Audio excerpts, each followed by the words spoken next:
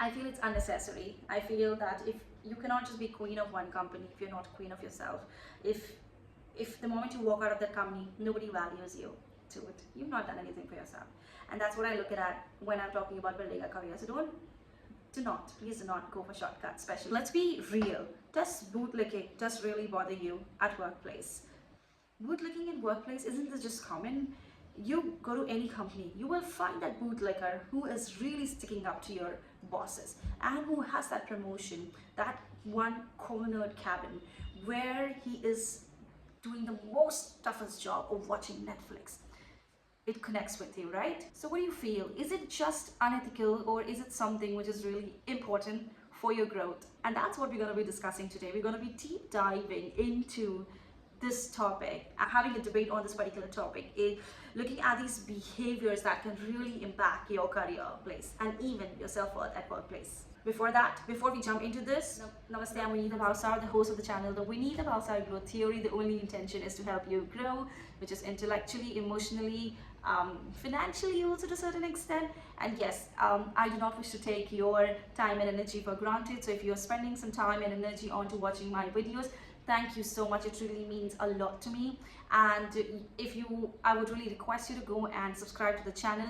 Here, I'm also starting off, so I may make some mistakes, but the whole intention is to help you grow. You will definitely find something or learn other thing in every video that you watch. So first thing first, let's talk about the ethics. Is bootlicking ethically acceptable at workplace? Let's be honest, a lot of time you get to hear that aligning yourself with your bosses, aligning with the leaders, aligning with the decision makers, helps you to get that microscopic view on you, that spotlight is always there on you, and it helps you to be visible, it helps you to get that fast track promotion, as well as to a certain extent job security. But at what cost is what you should be asking yourself. You might gain favor, you might get that promotion, but on the longer run it damages the culture of the company. It creates it toxic, it kills the morale of the hardest working employee, because he understood the fact that bootlicking is the only way up the ladder. So why would someone work hard when they have the easiest way of just licking the boot of the bosses? Let's get into the details of this. So when you're literally licking up someone's whatever, right, that is technically killing your morale, your confidence on the longer run. Why are you doing that? Is to get that promotion, which means you do not have the confidence that you and your performance is enough for you to get that promotion. So for an employee point of view, this is the cost that you will have to pay, which is basically you getting saturated in one company which is only having you because you are in the favorite book of the bosses. And from the employer point of view, you are just encouraging toxic work culture, because you're having two different lenses for two different employees in the team, one being in your favorite book and other one being in the not your favorite book. So someone who's really working hard, why would that person work hard? He will just leave your organization and move to any other company that's gonna accept the hard work that the individual is putting and not the extra special efforts the person is taking just to keep you happy. So just think about it. If you really constantly rely on your, on flattery rather than your skills, where will all this lead to? It will definitely erode your professional worth, isn't that right? Just imagine for a moment, what if the company shuts down tomorrow and you have to find a job? Will you be capable enough to get that job at that package, at that designation? Because you haven't really acquired those skill sets. You don't have it.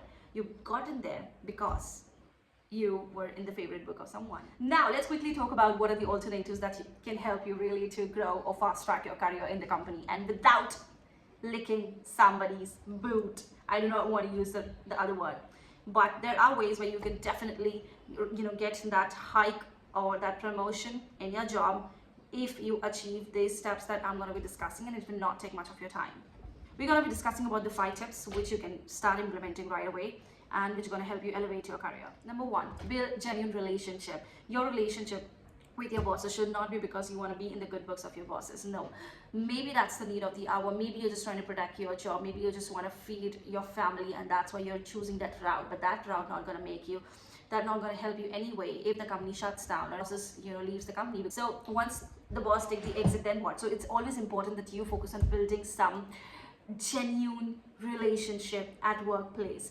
When you build genuine relationship, or when you work with a lot of authenticity and your true self, you build genuine relationship at workplace. And most importantly, when you are having conversation, people will not feel that you're faking it. When you're trying to solve somebody's problem, they will genuinely feel that you are interested in their growth. You are just helping them to grow, helping them to get better, and that will automatically make you a leader and not a bootlicker, which will in itself, when you have a lot of fan follower base who really look up to you, just think about it. Will the company afford to leave you, to let you go?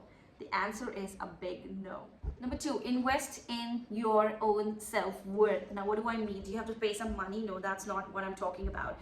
You just have to really value yourself. You have to value your skill set. You have to value your experience. You have to have that faith that your skill set, your experience is enough to take you to that level where you want to be. So do not just rely on flattery conversations, because that's just going to kill your morale on the longer run, but rather rely on your skill set, and I think that will enough speak for you. So very important, invest in your self-worth. Number 3, continuous learning. I cannot stop emphasizing on this alone. Continuous learning. You got to keep on upgrading yourself. You got to keep on acquiring new skill set. The technology is changing every 2-3 years now. So it's very important that you become indispensable by staying updated with what is happening around the world. You should be knowing what is happening. You should be the first person to understand what technology, in case you're in technology, what technology is being launched and what result does it get, right? So it's very important that you keep on investing in learning, and yes, it could involve money, it could involve your time and energy. Do that, because that will any which ways increase your value overall. So let me give you an example. I mean, you just go to an interview. If you're just a plain graduate, okay, for an interview, let's say you're a fresher, and there's another fresher who is an MBA holder, correct? Of course, the preference is going to be given to that person, even if that person doesn't have that confidence, because that person has the degree in hand. So it's by default that extra skill set is given weightage on the longer run. So please do that. Invest in yourself, continue learning. And I'm not just saying, I gave you the example of a fresher, but if it is an experienced person, no matter you're having 10-20 certification done and you do not know the technicality of it, you just did it for the sake of doing it, right? Definitely you will not gain anything out of that, because you just did it, you did not really learn out of it anything. So it's important that when you're learning, you acquire those skill sets, you implement them, learn them, and make it part of your life. So it's very important to do that. Number 4, be visible for the right reason. I've heard this people saying a lot, especially at workplace. यार मैंने तो मेरा काम कर दिया, अभी मेरा boss दिखा देगा. I've done my work. If the bosses are blind, I can't really help. My bosses have taken all the credit. I've done all the hard work. No, it's it's very important that you speak up. You really show up, speak up, and share ideas whenever possible. So let's say if you're sitting in a meeting room and you have the excellent idea, you have the excellent solution for a given particular problem, but you're just keeping your mouth shut because you are afraid that your boss gonna get offended. If your boss gonna get offended, then that means he's definitely not a leader. He's just there because he just got the designation because of the seniority he spent in the company, but on the longer run, he's not a good leader. So it's extremely important that you show up, speak up, share your ideas, and let your work do the job for you. And whenever somebody's taking away the credit, please speak up. Please speak up in the right way. See, if you're excellent at what you're doing, recognition, accolades will definitely follow you. Number 5, add value consistently. It's extremely important that you keep on adding value in whatever you're doing consistently. You're solving the problem, you're helping others in their problems, you're helping someone to take up that project, to do the project on time, or you're someone who's looked up to for any big problem that is arising in your company. So let's say if you're in finance, and if you're in collections, if you're someone who's responsible, who knows what the calculations of the company are and what money is needed on a regular basis, and if you're in HR, right, you know that this is the average attrition cycle is so and so. There are going to be 5 people who are going to be leaving the job, and you can show up, speak up, share your ideas whenever possible. Let your work do the noise. Extremely important. You don't gotta do the noise by yourself. You gotta let the work do the noise. You gotta be, if you're excellent at whatever you do, this is what I believe, the recognition really flows. will flow towards you naturally. And this happens. There are times where your boss is going to take the credit. There are times where your project going to be given somebody else's name. There are going to be times where that one important tip from you was the reason why that project was successful, and you will not get the credit. Don't get disappointed, because that is something you're building it for yourself. Trust me on this. Trust the nature, respect the nature. It has its own course. You cannot let go of your strengths. You cannot just ignore the fact that you solved a problem which was there for really long, which saved crores of rupees for your company, right? So it's the strength that you have, and if you're able to do that, just respect that. And whenever you feel that okay, this is getting too much now, get a little smarter there. So when you know that your boss is going to take away the credit, right, it's extremely important that you go up and walk up to your boss and say, hey boss, you know what, this is what I got for the company, and I'm really happy that we work together on this, and I really, thank you for the support that you have given. Go ahead and tell him that you respect that he's also supported you in this, because he just needs that extra flattery stuff. Now that's not bootlicking. That's just massaging somebody's ego because that person operates like that. You cannot be in the loggerhead with your bosses, or else you will have to leave the job and find somewhere else. And I with my experience also, I've seen this 90% of the time. There is favorism. I'm sure things are changing slowly, but there is favorism for sure, where the bosses are always right, which I don't believe. No, the bosses are not always right. The bosses don't give the full story. The bosses only narrate what they have to narrate, and they just make up a lot of stories of their own. But any which ways, having said that, be visible for the right reason. Whenever you think it's getting too much out of hand, walk up for what you stand for, and be ready to take the plunge if required. Now, number 5, the last but not the least, add value consistently. Be that one person who's always there to solve the bigger problem. Be that one person who's there to support or walk that extra mile if required to complete a project. Be that one person. Do not work within your hours. No, that's not the definition of you. Just be that one person that everybody relies on, so that you become indispensable in the company and your net worth increases within the organization. So there's going to be a time where they would not want to leave you, and that's when your true worth will be assessed and you will be rewarded for that. So these are the 5 tips. Hope it was helpful, and yes, now more than ever, it's important, genuinely important, to focus on real, authentic success rather than relying on shortcuts like bootlicking.